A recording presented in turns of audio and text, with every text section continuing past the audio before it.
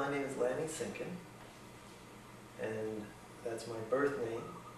When I came to Hawaii 16 years ago, I was given another name, a Hawaiian name, Lanny Sinkin, and we can visit about that later. I want to start actually talking about the word aloha. Aloha is a concept that in traditional Hawaii was never spoken. It meant that you could perceive the divine in another person, or you experienced the divine directly in yourself. When you acknowledge aloha between two people, you're basically saying you have two divine beings talking to each other. We're in body, we're on the earth, we're in the physical, but we are connected to the divine, and we are one because we're connected to the divine. So I'd like to start by saying aloha to anyone that's viewing this tape, and trust that what I share with you will go to your highest self and be understood and addressed at that level. I came to Hawaii 16 years ago. In 1998 is where I want to start. In 1998, the United States Navy came to Hawaii to test low-frequency active sonar on the humpback whales during their breeding and birthing season. Now, we in Hawaii are very connected to the whales. It's the state animal. The humpbacks come here 6 months out of the year, and we take great joy in seeing them play and in their giving birth to their young. And people on the island generally felt that the idea of going in and testing this loud, low-frequency sonar on the whales in that season was, at a minimum, very rude. The first meeting that the Navy held on the island almost erupted into a riot because people were so unhappy with them being here. I'm a lawyer, among other things. When the testing started, I started getting phone calls from people saying that the whales had fled the test area. Whale watch captains would take their boats out with their passengers, and they wouldn't see a single whale in areas where they knew there should be an abundance of whales. Shore observers, people who live here and would watch the whales from their front porch, weren't seeing any whales. Helicopter pilots weren't seeing any whales in the test area.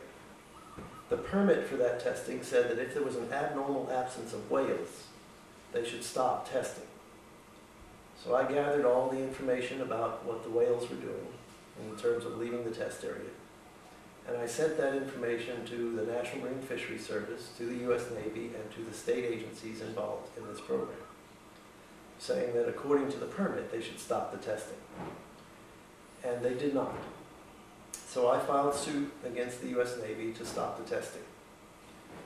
When I went into court for the first hearing, there was another person in court, and he said he was there on behalf of his ancestors, the whales, and that he was there to prevent the Navy from attacking his ancestors.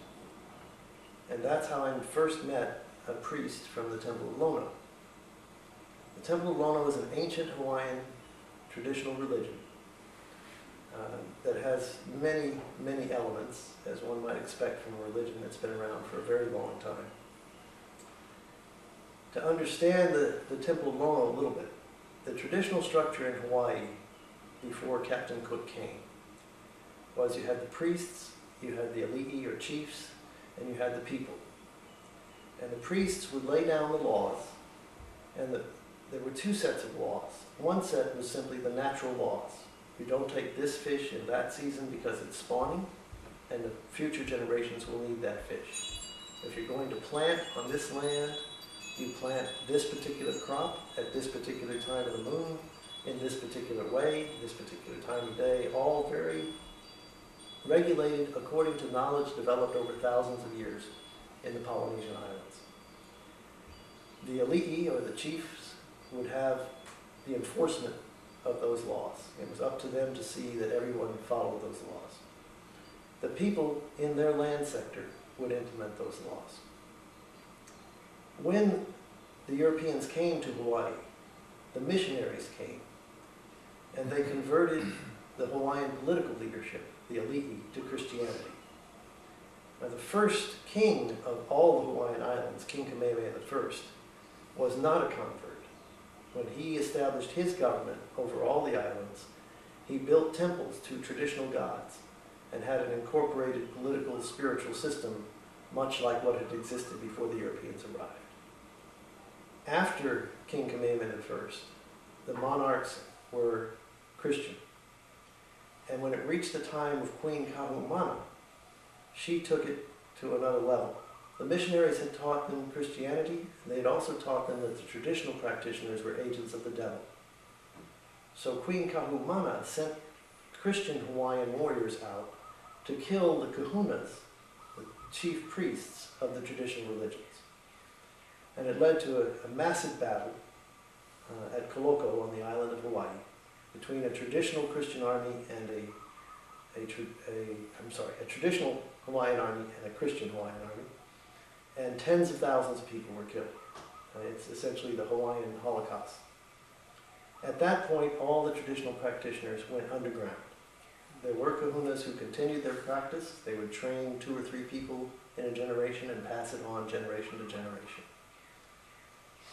But when they walked out their front door, they were just a fisherman or a farmer, and nobody even knew they were kahuna. The Temple of Lono remained in hiding until 1971.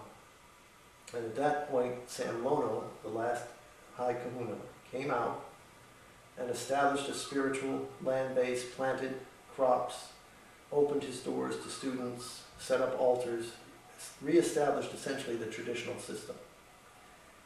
The state came down on them very heavily. After they built all of this, the state sent in bulldozers to tear everything down. Everybody was arrested. Sam Lono was in court for many years, and eventually they fined him $5 for camping without a permit. But the religious persecution was continuing even unto modern times.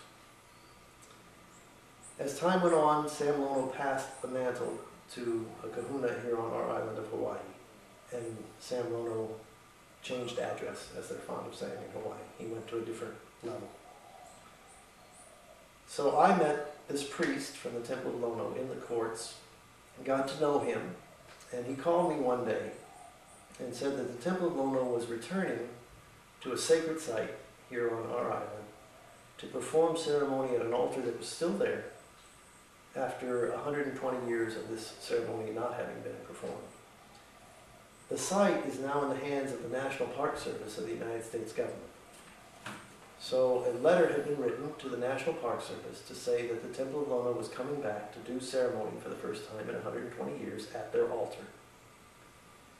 The National Park Service sent a letter to the temple with an application for a permit to hold this ceremony.